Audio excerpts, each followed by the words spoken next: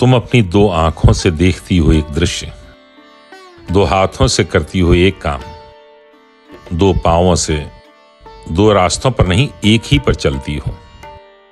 सुनो चारुशीला, एक रंग और एक रंग मिलकर एक ही रंग होता है। एक बादल और एक बादल मिलकर एक ही बादल होता है।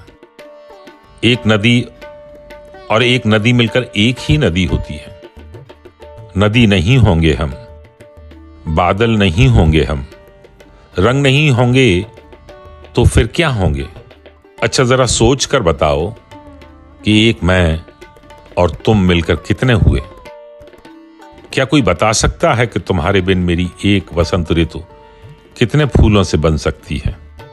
और अगर तुम हो तो क्या मैं बना नहीं सकता एक तारे से अपना आकाश?